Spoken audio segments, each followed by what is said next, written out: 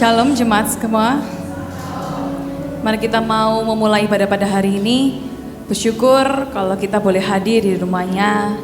Di hari Minggu ini kita mau sama-sama siapkan hati kita, siapkan hati pikiran kita untuk kita beribadah kepada Tuhan. Mari kita mulai ibadah dengan doa. Tuhan Yesus Kristus, kami mengucap syukur ya Tuhan atas pemeliharaan-Mu yang luar biasa ya Yesus selama 1 minggu ini. Kami mengucap syukur hari ini kami dapat hadir ya Tuhan di dalam rumah-Mu ya Bapa. Sungguh kami ya Tuhan rindu Tuhan Yesus untuk menyembah-Mu ya Bapa. Hadirlah di tengah-tengah kami ya Tuhan, jamahlah setiap hati kami ya Yesus. Biarlah ya Tuhan kami bisa merasakan hadirat-Mu selalu ya Tuhan selama kami menyembah Engkau hari ini ya Bapa. Terima kasih ya Tuhan Yesus, ini hati kami ya Bapa. Di dalam nama Tuhan Yesus, haleluya, amin.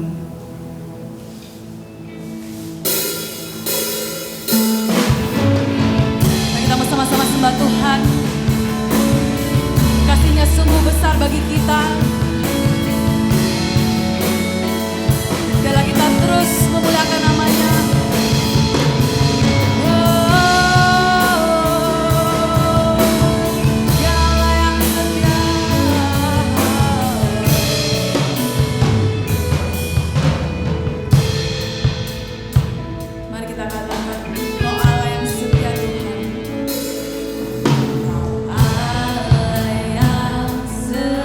Yeah.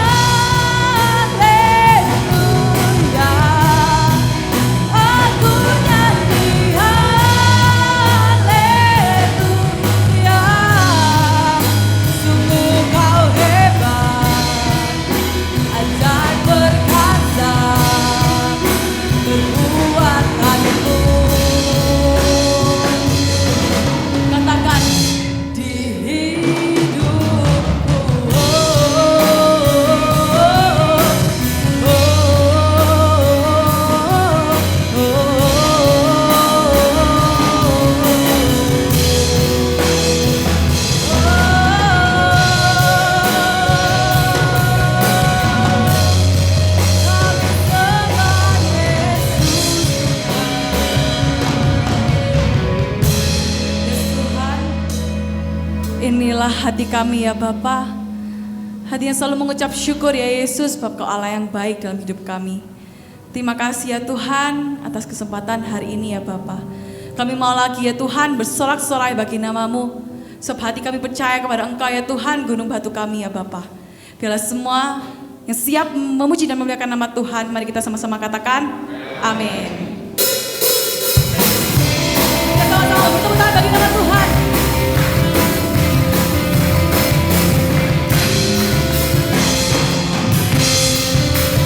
Katakan Tuhanlah, Tuhanlah kekuatan dan mazmurku, ya gunung batu dan keselamatanku. Hanya padamu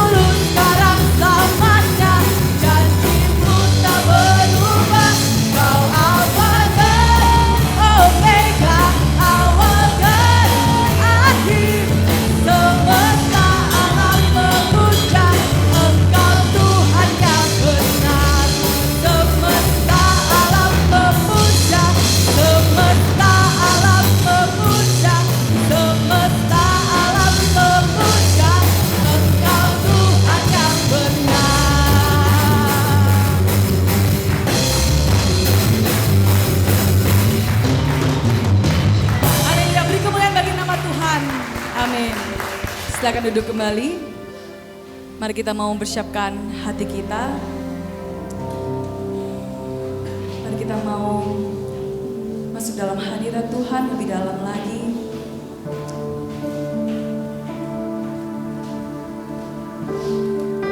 Mari kita mau siapkan hati kita untuk menyembah Tuhan.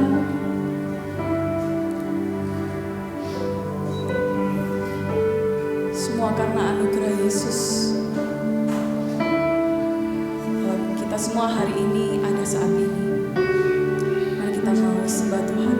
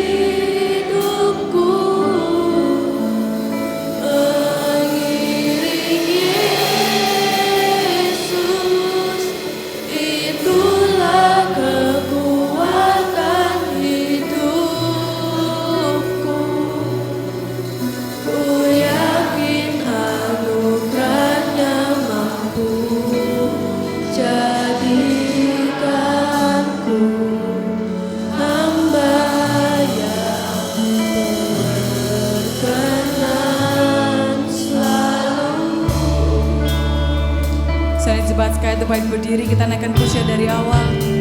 Semua karena anugerah-Mu Tuhan. Semua karena anugerah-Mu hari ini ada, bukan karena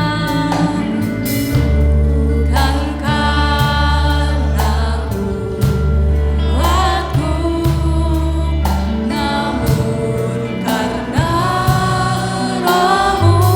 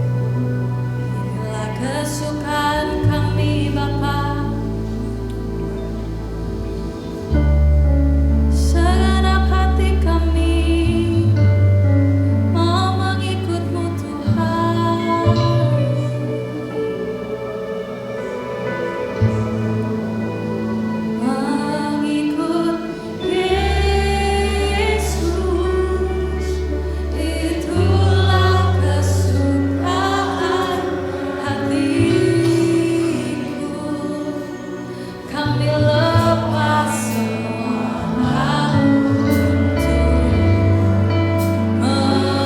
mengenal kehendaknya di hidupku dan mengiring Yesus.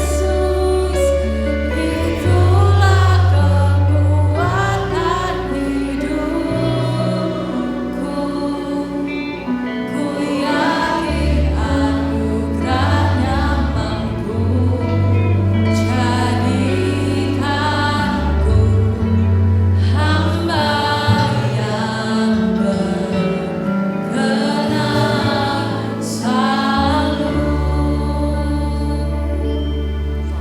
Ku yakin anugerahnya mampu jadikanku hamba yang berkenan selalu. Sekali lagi,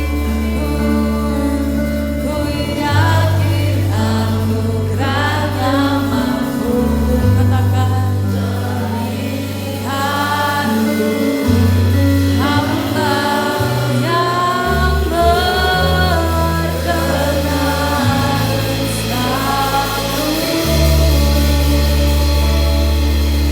Terima kasih Tuhan buat momen yang indah ini. Kau izinkan kami ya Tuhan menyembah, bersorak-sorai bagi nama-Mu. Sungguh momen yang indah ya Yesus, kami rasakan ya Bapa.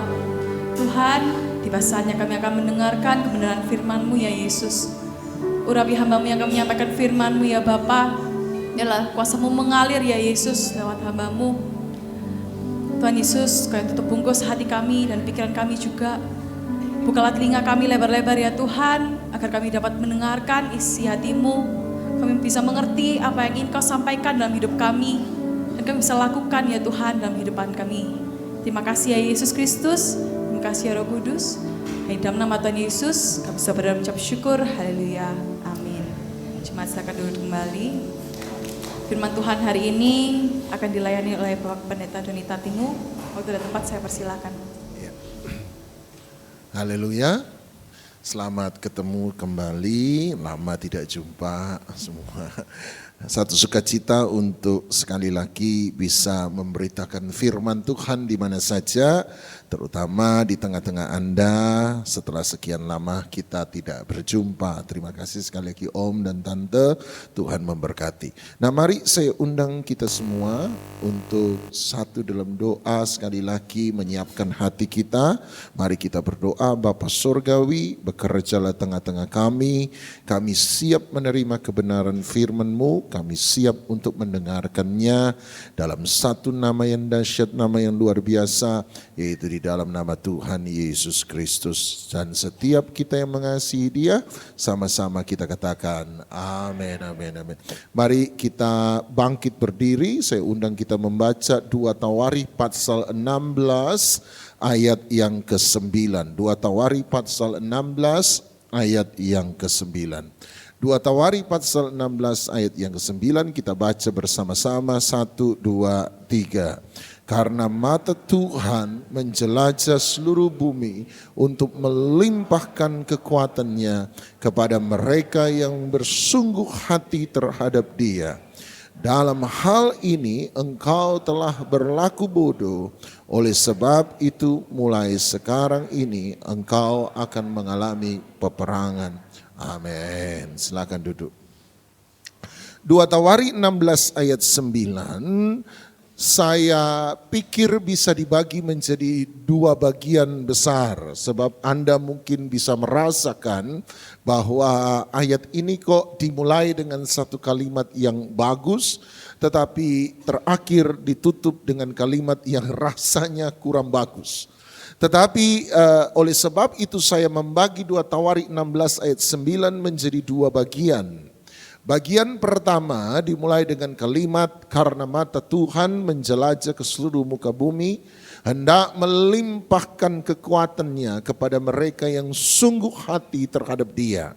Bagian ini saya sebut sebagai bagian kebenaran. Sama-sama bilang kebenaran. Bagian kedua yang mulai dari kalimat dalam hal ini engkau telah berlaku bodoh, oleh sebab itu mulai dari sekarang ini engkau akan mengalami peperangan. Saya sebut sebagai bagian teguran, sama-sama bilang teguran. Teguran adalah sesuatu yang tidak bisa dipisahkan dari sebuah kebenaran.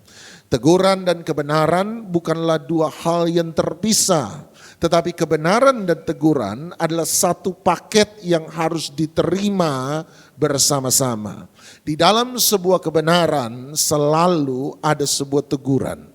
Itu sebabnya kebenaran tidak menyenangkan semua orang. Sekali lagi, itu sebabnya kebenaran tidak akan selalu menyenangkan semua orang. Kebenaran bagi saya seperti obat yang pahit. Kebenaran itu ya bisa menyembuhkan. Kebenaran itu ya bisa memerdekakan. Kebenaran ada untuk memulihkan. Kebenaran ada untuk membebaskan. Kebenaran ada untuk menyelamatkan. Gak ada yang bilang amin. Kebenaran lama tidak ketemu. Semakin cepat Anda bilang amin, semakin cepat khotbah saya selesai. Oke, kebenaran ada untuk memberkati, tetapi ketika kebenaran hadir dalam hidup seseorang, seringkali dia hadir dengan sesuatu yang pahit. Obat yang pahit, dia menyembuhkan ya, tetapi dia pahit. Sebab kebenaran bukanlah makanan manis yang menina bobokkan kita dalam keadaan kita apa adanya. Kebenaran ada untuk mengubahkan setiap kita. Itu sebabnya kebenaran selalu berpotensi untuk menyinggung setiap orang yang hidup dalam ketidakbenaran. Kebenaran selalu berpotensi untuk menyinggung setiap orang yang hidup dalam ketidakbenaran. Itu sebabnya ada banyak orang suka kebenaran. Ada banyak orang mau kebenaran. Ada banyak orang mencari kebenaran. Ada banyak orang mengejar kebenaran. Tetapi ketika mereka menemukan kebenaran, mereka menolak kebenaran. Mereka tidak siap untuk menerima kebenaran. Contoh yang paling gampang adalah orang muda yang kaya. Satu kali dia datang pada Yesus. Siapa Yesus? Sang kebenaran itu sendiri. Dia bertanya kepada Yesus sang kebenaran, guru yang baik, perbuatan baik apakah yang harus kulakukan supaya aku bisa memperoleh hidup yang kekal? Tuhan Yesus sang kebenaran memberitahukan kepada dia jawaban dari pertanyaan itu. Dia memberitahukan kepada orang muda yang kaya kebenaran tersebut. Tetapi menariknya Alkitab kemudian mencatat kepada kita. Selesai Tuhan Yesus berkata, jualah semua harta bendamu, bagikanlah pada orang miskin, kembalilah kemari dan ikutlah aku. Tiba-tiba Alkitab berkata, maka sangat sedihlah hati orang muda yang kaya itu, sebab besarlah kekayaannya, kemudian dia berbalik meninggalkan Yesus. Aneh, sesuatu yang lucu. Dia datang pada Yesus mau mencari jawaban. Yesus memberitahukan kepada dia jawaban yang benar. Tetapi ketika dia menemukan kebenaran, justru dia berbalik dari kebenaran. Sebab kebenaran selalu berpotensi untuk menyinggung setiap orang yang hidup dalam ketidakbenaran. Hari ini saya berdoa, setiap kita datang di hadapan Tuhan, setiap kita datang siap untuk menerima kebenaran. Setiap kita datang siap untuk melakukan kebenaran.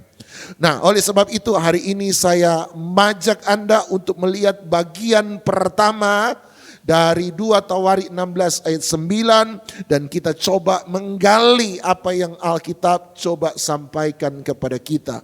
Kalau tidak keberatan, sekali lagi saya undang kita untuk membaca 2 Tawarik 16 ayat yang ke-9, bagian pertama saja, 1, 2, 3. Karena mata Tuhan menjelajah seluruh bumi untuk melimpahkan kekuatannya kepada mereka yang bersungguh hati terhadap Dia. Alkitab berkata bahwa Tuhan selalu mencari sesuatu. Sebab Alkitab berkata mata Tuhan menjelajah seluruh muka bumi. Dia mencari sesuatu. Untuk apa? Untuk melimpahkan kekuatannya. Sama-sama bilang Tuhan itu baik. Sama-sama bilang Tuhan itu baik. Tuhan dia baik, dia mau memberi kebaikannya kepada Anda dan saya. Tuhan mau melimpahkan kekuatannya pada Anda dan saya. Amin, amin, amin, amin. Tetapi tidak sembarang orang yang bisa siap menerima kekuatan dari Tuhan. Tadi saya katakan banyak orang mencari kebenaran. Tetapi ketika mereka berjumpa dengan kebenaran, mereka tidak siap untuk menerima kebenaran. Oleh sebab itu Alkitab berkata dia memberi kekuatan. Tidak semua orang bisa menerima kekuatan yang dia beri. Sebab itu dia hanya memberikan kekuatannya kepada mereka yang bersungguh hati terhadap dia. Garis bawahi kata sungguh hati. Bahasa asli dari sungguh hati adalah shalem. Shalem, Anda berkata rasanya kok pernah dengar Pak? Ya, kata shalem Anda akan temukan dari kata Yerusalem. Shalem kemudian diartikan sebagai damai sejahtera. Shalom, sama-sama bilang shalom. Tetapi kata shalom, damai sejahtera sebenarnya memang dalam bahasa asli berasal dari kata shalem yang berarti devoted, mengabdi, sungguh-sungguh, total. Asli kata shalom, damai sejahtera sebenarnya berasal dari kata shalem yang berarti menjadi sungguh-sungguh, menjadi utuh, menjadi tunggal, menjadi satu, tidak terpecah, tidak terbelah, tidak menjadi berbeda. Itu arti kata shalom. Kok bisa Pak? Kenapa dalam bahasa Ibrani kata shalom damai sejahtera berasal dari kata utuh, tunggal, tidak terpecah, tidak terbelah. Sesuatu yang holistik, sesuatu yang total, sesuatu yang satu. Kenapa? Kalau Anda tanya sama orang Israel akan jawab begini, gampang. Sebab damai sejahtera adalah hasil dari sebuah keutuhan. Kalau hidup Anda terpecah-pecah, kalau hidup Anda terbelah-belah, maka Anda tidak akan mengalami damai sejahtera. Sama kan? Kalau jemaat tidak bersatu, kalau rumah tangga terpecah, maka tidak ada damai dalam jemaat itu. Tidak ada damai sejahtera dalam rumah tangga itu. Yang setuju katakan amin. Dia berkata begini, kalau apa yang Anda imani dan apa yang Anda lakukan itu berbeda, terpecah, maka Anda tidak tenang dalam hidup ini. Anda tidak beroleh damai dalam hidup ini. Kalau apa yang Anda tahu dan apa yang Anda kerjakan itu berbeda, tidak sama, maka Anda tidak akan memperoleh damai sejahtera dalam hidup ini. Konsep ini kelihatannya sederhana. Tetapi dalam konsep ini terciptalah yang namanya mesin pendeteksi kebohongan. Jadi orang berbohong itu bisa ketahuan. Walaupun dia pinter kayak apa bisa ketahuan. Kenapa? Sebab ahli-ahli psikologi kejiwaan menemukan betul orang yang berbohong. Walaupun di luar kelihatan tidak ada perbedaan. Tetapi detak jantungnya berdetak lebih keras daripada sebelumnya. Nadinya bergetar lebih keras daripada sebelumnya. Suhu tubuhnya itu naik beberapa derajat lebih panas daripada sebelumnya. Maka diciptakanlah mesin yang mengukur detak jantung. Mesin yang mengukur getar nadi. Mesin yang mengukur suhu tubuh. Makanya dikasih kabel di dada sebab mengukur detak jantung. Dikasih kabel di tangan kanan dan kiri mengukur getar nadi. Dan seringkali dikasih kabel di dahi untuk mengukur suhu. Sebab kalau Anda berbohong, apa yang Anda katakan dan apa yang Anda tahu berbeda, maka detak jantung Anda tiba-tiba naik. Mesin itu berkata, Anda berbohong. Waktu Anda berbohong, apa yang Anda katakan dan apa yang Anda tahu berbeda. Tiba-tiba suhu tubuh Anda naik beberapa derajat lebih tinggi dari sebelumnya. Mesin itu bilang Anda berbohong. Sebab orang yang berbohong tidak akan tenang dalam hidupnya. Hal senada kita temukan dalam Ibrani pasal 11. Ayat ini senada dengan Ibrani 11 ayat yang ke-6. Ibrani pasal 11 ayat ke-6. Jadi 2 Tawarik 16 ayat 9 senada dengan Ibrani 11 ayat 6. Ibrani 11 ayat 6 berkata, tetapi tanpa iman tidak mungkin orang berkenan kepada Allah. Sebab barang siapa berpaling kepada Allah, beriman kepada Allah, dia harus nomor satu apa? Percaya bahwa Allah itu ada. Dan nomor dua, bahwa Allah memberi upah kepada mereka yang sungguh-sungguh mencari Dia. Jadi ada dua elemen iman. Ada dua elemen iman. Nomor satu namanya percaya. Sama-sama bilang percaya. Nomor dua namanya sungguh-sungguh. Sama-sama bilang sungguh-sungguh. Jadi iman dan percaya itu tidak sama. Iman dan percaya itu tidak sama. Dalam iman ada percaya, tetapi percaya belum tentu iman. Sebab iman bukan hanya percaya saja, iman adalah percaya yang sungguh-sungguh. Sama-sama bilang percaya sungguh-sungguh. Sama-sama bilang percaya sungguh-sungguh. Bilang sama sebelah, sungguh-sungguh lo ya. Amin. Sungguh-sungguh. Sungguh-sungguh. Kata sungguh-sungguh sama dengan 2 Tawarik 16 ayat 9. Kalau diterjemahkan ke bahasa Yahudi Israel, yang berarti tunggal, utuh, tidak terpecah, tidak terbelah. Menjadi satu, total. Itulah arti kata sungguh-sungguh. Jadi ada iman yang total, kalau begitu ada iman yang tidak total. Kalau ada iman yang sungguh-sungguh berarti ada iman yang tidak sungguh-sungguh. Kalau ada iman yang utuh maka ada iman yang terpecah, terbelah, tidak menjadi utuh. Nah hari ini saya akan berikan pada Anda 3 contoh dalam Alkitab tentang iman yang terpecah, iman yang terbelah, iman yang tidak total, iman yang tidak utuh. Kenapa cuma 3?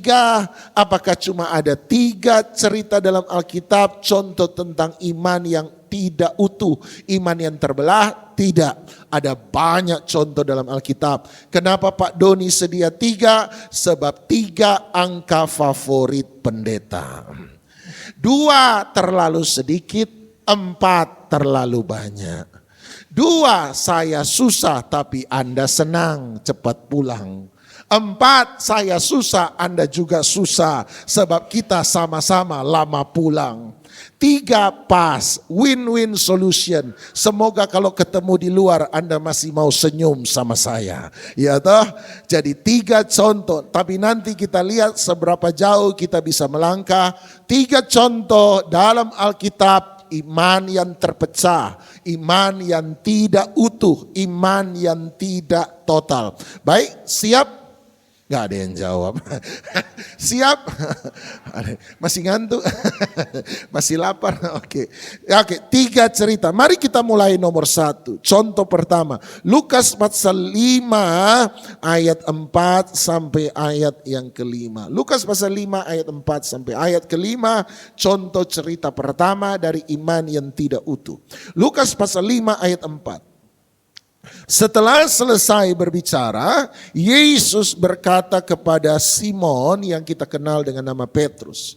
Tuhan Yesus berkata, bertolaklah ke tempat yang dalam dan tebarkanlah jalamu untuk menangkap ikan. Ayat 5. Simon menjawab, Guru, telah sepanjang malam kami bekerja keras dan kami tidak menangkap apa-apa. Tetapi karena engkau yang menyuruhnya, aku akan menebarkan jala juga.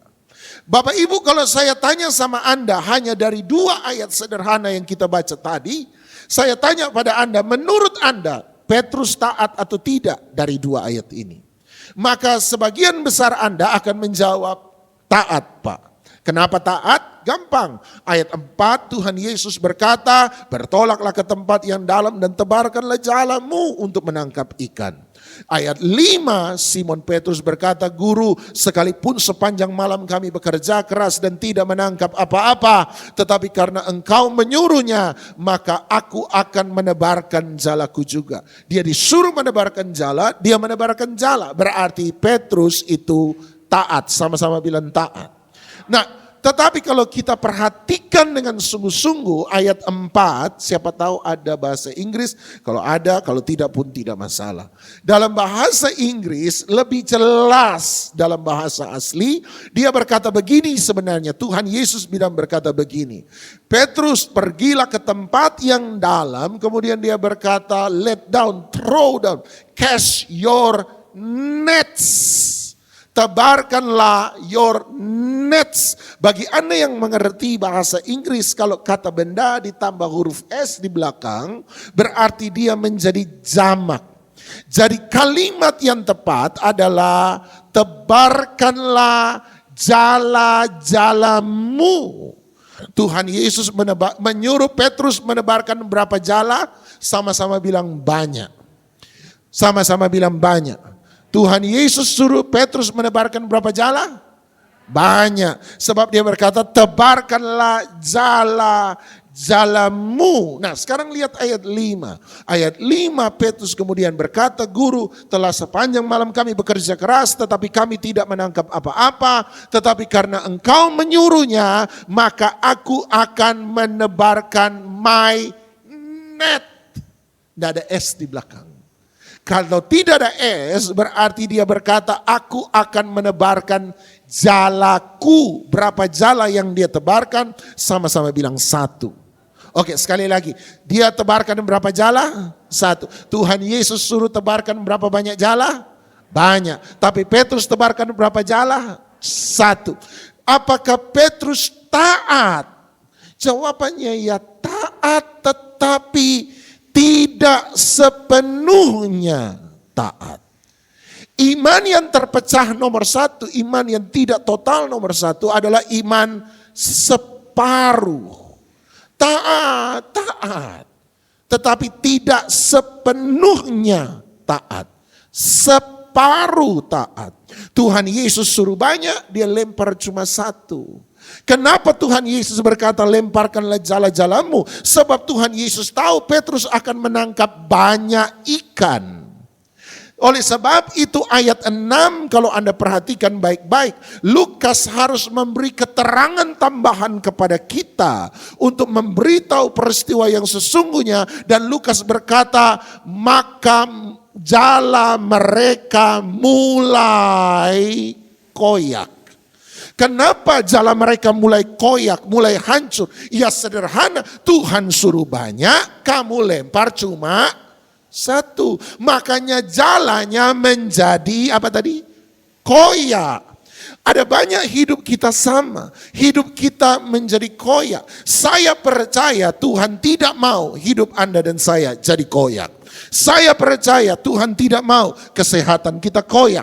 Saya percaya Tuhan tidak mau keuangan kita koyak. Saya percaya Tuhan tidak mau masa depan kita menjadi koyak.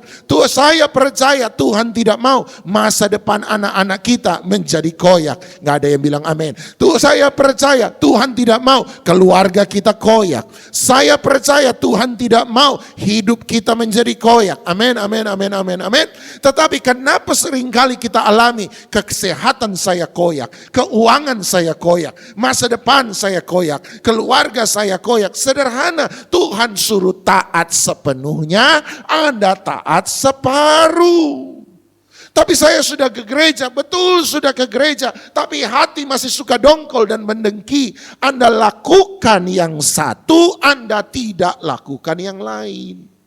Tapi saya kan sudah memberi, saya kan sudah melayani. Iya betul, Anda memberi melayani, tetapi Anda tidak pernah belajar sabar. Ada banyak persoalan muncul justru waktu kita emosi.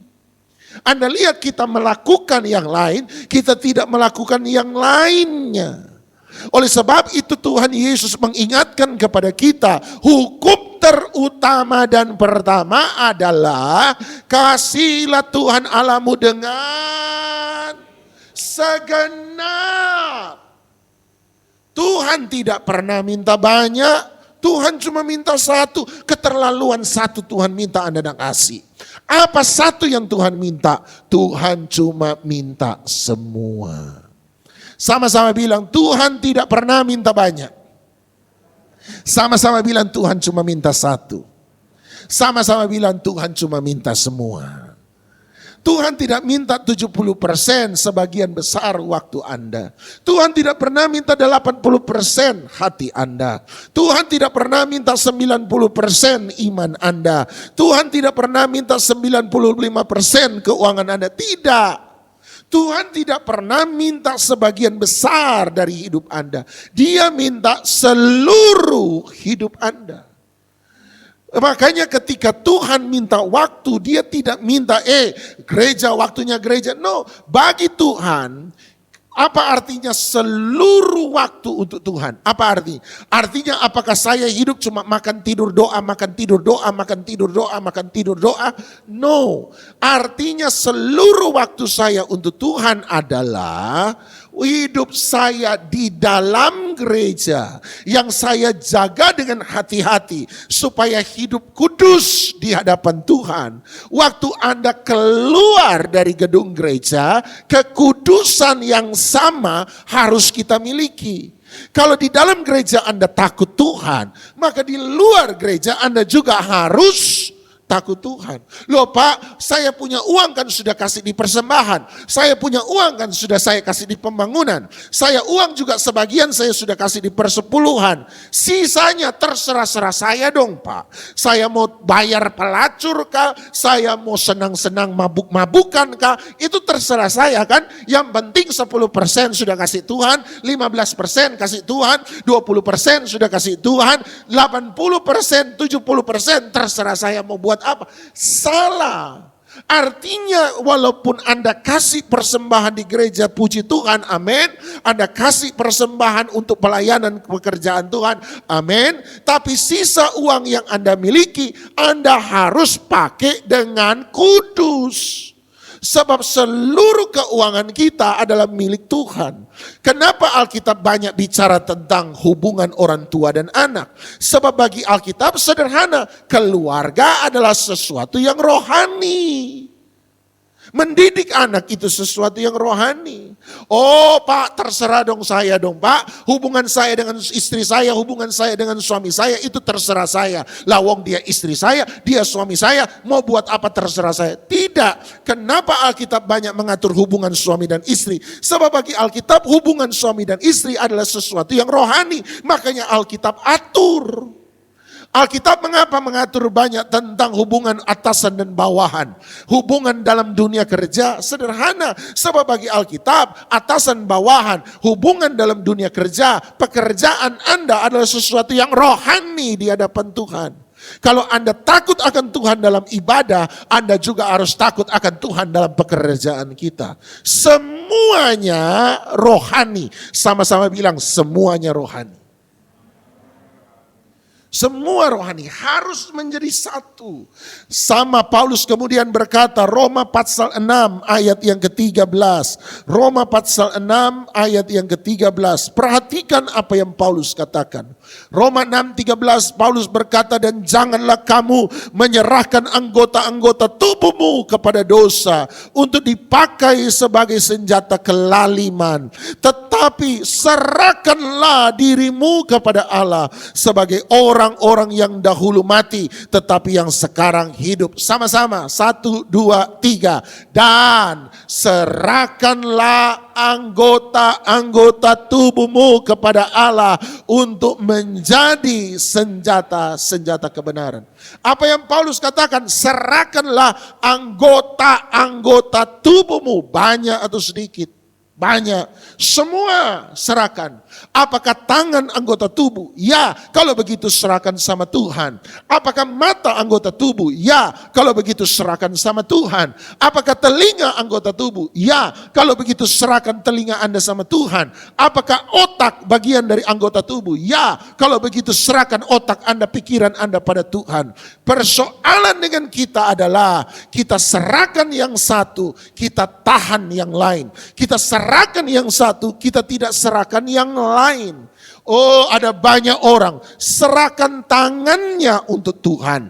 Kenapa? Sebab waktu nyanyi lagu cepat, tepuk tangan. Waktu nyanyi lagu lambat, angkat tangan. Waktu kasih persembahan, kasih pakai tangan. Waktu doakan orang lain, tumpang tangan. Tangan untuk Tuhan. Tetapi persoalannya mulut seringkali kita tidak beri untuk Tuhan. Makanya ada istilah di antara kami pendeta. Itu ibu kalau pelayanan hebat luar biasa. Tapi mulutnya jahat juga luar biasa. Makanya istilah kami mungkin waktu baptis. Badan masuk dalam air, mulut ngambang. Kalau perlu harus baptis ulang. Dan kalau baptis mulut masuk lebih dulu ke dalam air. Kenapa? Sebab kita serahkan tangan, kita tidak serahkan mulut. Kita serahkan mata untuk Tuhan, tapi otak tidak kita serahkan untuk Tuhan. Makanya yang bapak-bapak laki-laki, kalau lihat yang bening-bening langsung ngeres otaknya. Kita serahkan telinga untuk Tuhan, tapi hati kita tidak serahkan untuk Tuhan. Makanya kalau dengar omongan tetangga, hati langsung benci, hati langsung menjadi pahit. Kita serahkan yang satu, kita tidak serahkan yang lain. Kita suka ayat satu, tetapi kita tidak mau ayat yang lain. Mazmur 91, oh sudah garis stabilo. Sampai itu Alkitab lobang gara-gara kebanyakan garis.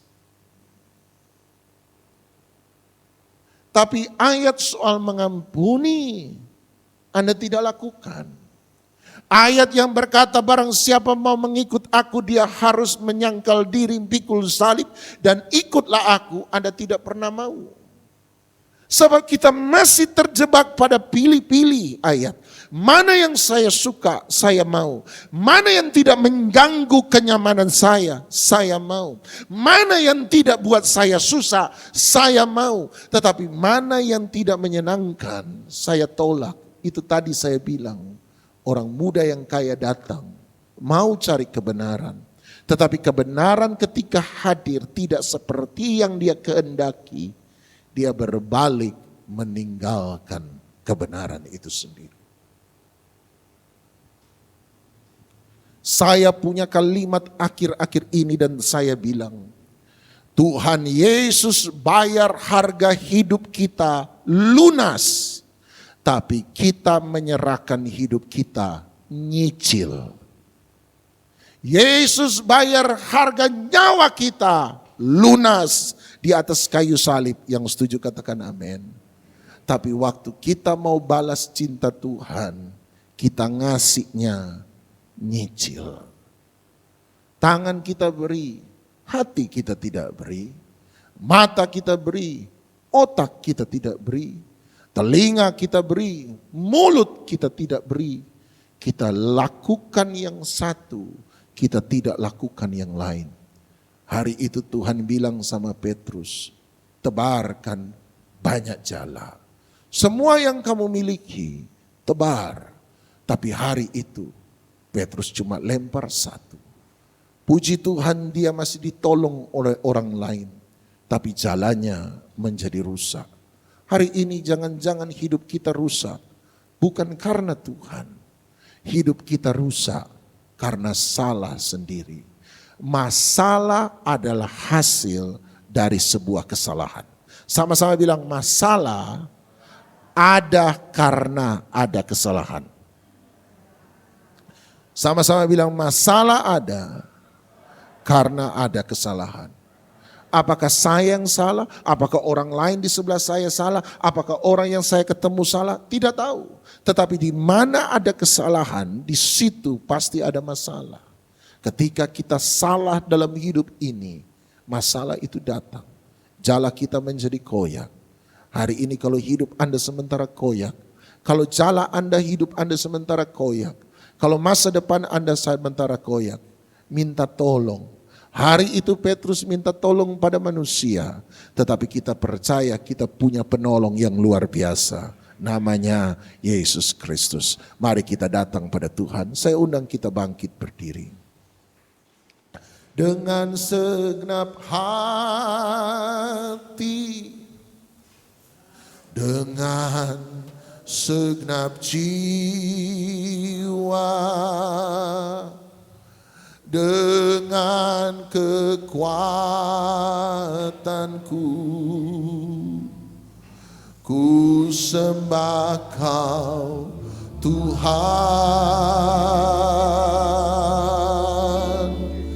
dalam kekudusan-Mu. Oh, ku angkat tanganku,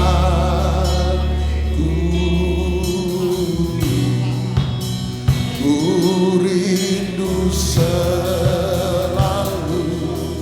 dalam hadirat-Mu, sebab Engkau yang kudus, sebab Engkau yang kudus, Anak domba Allah, darah-Mu tercurah di atas Kalvari, sebab Engkau layak, oh, terima pujian, hormat dan kuasa sekarang selamanya.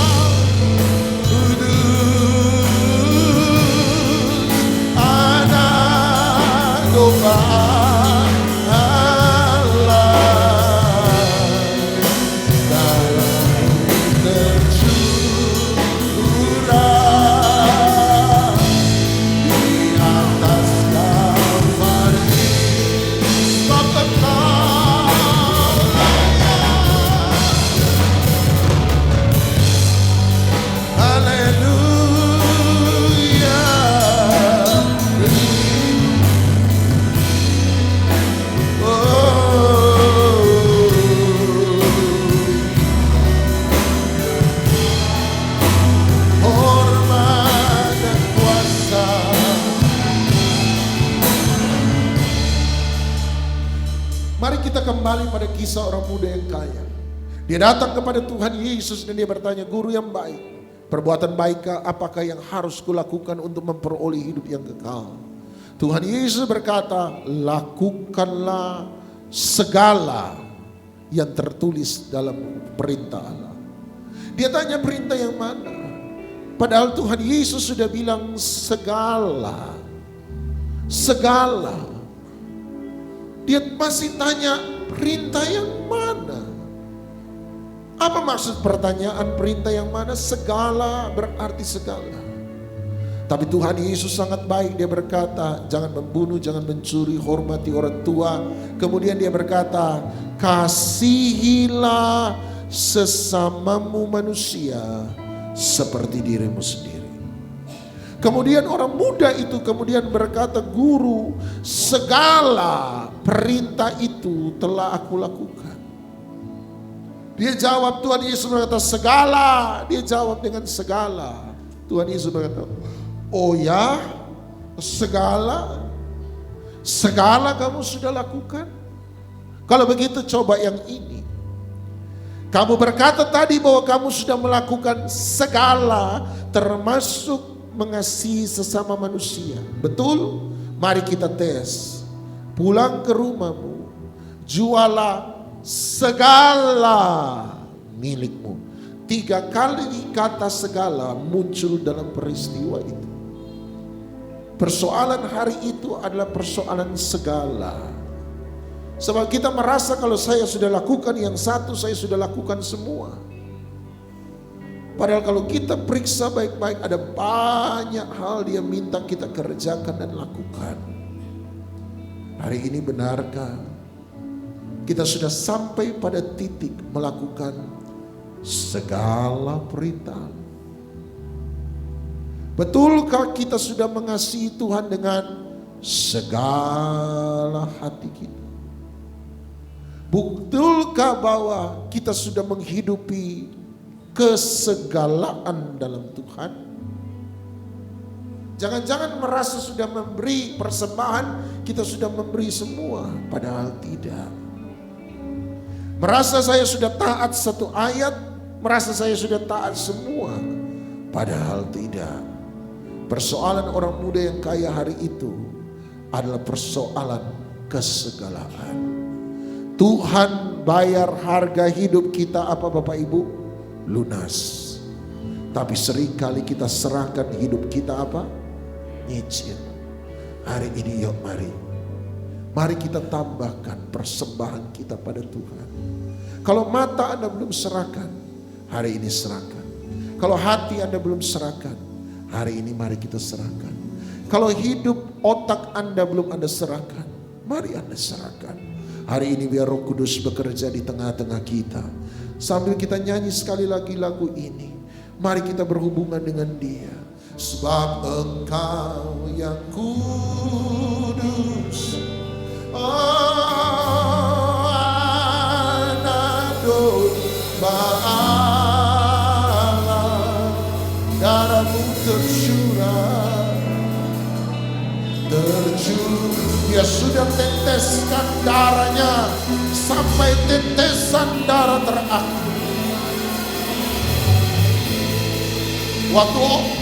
Waktu tentara menusuk tubuhnya, yang keluar bukan hanya darah, tetapi yang keluar adalah air. Sebab setiap tetes sudah dicurahkan. Setiap tetes darah Yesus sudah tercurah bagi Anda dan saya. Dia tidak pernah mencintai kita setengah-setengah. Dia tidak pernah mencintai kita separuh-separuh.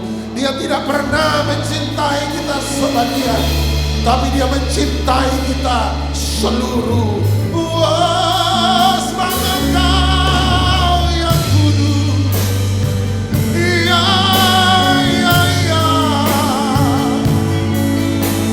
Allah, darah-Mu tercurah. Terima kasih. Ya Lama, ya Lama, sebab Engkau yang layak, yang layak. Oh, saya serahkan. Terima pujian, hormat dan kuasa, hormat dan kuasa, sekarang selamanya. Bapa kami dalam surga, Engkau berdoa, biarlah Roh Kudus Engkau bekerja tengah-tengah kami. Engkau jamah setiap hati kami, mengingat kembali pengorbanan Kristus. Terlalu besar, terlalu baik, terlalu baik. Terima kasih, terima kasih, terima kasih. Terima kasih, terima kasih Tuhan, Tuhan. Terima kasih. Jamah umat-Mu, jamah umat-Mu dalam nama Yesus.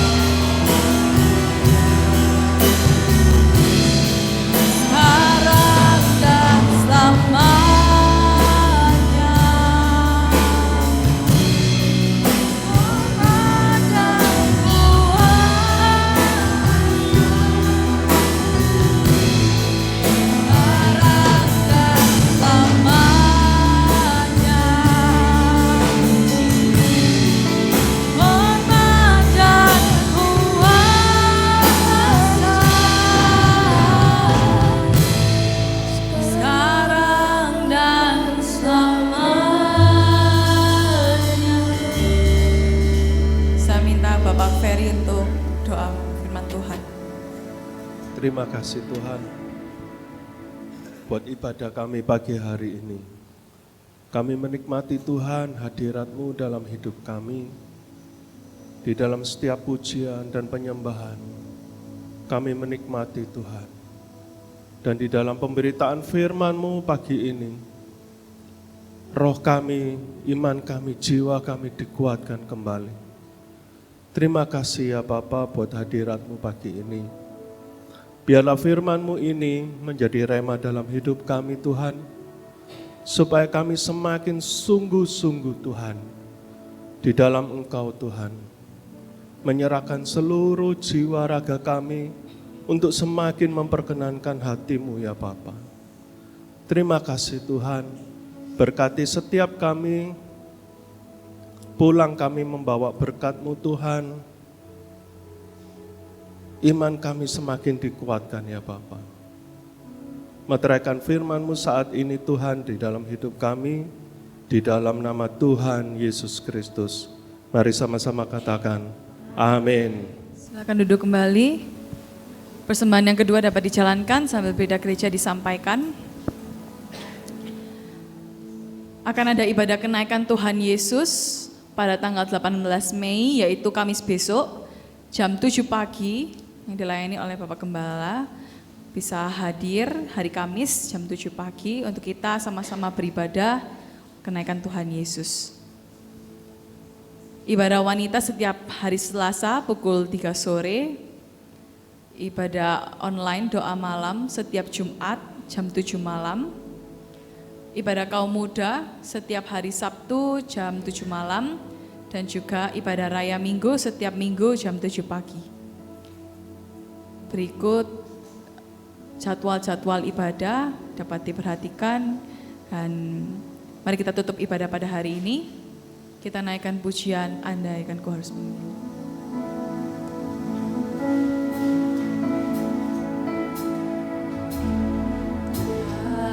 Kasih setiamu Tuhan, lebih dari hidupku. Jalan-jalanmu ya Tuhan.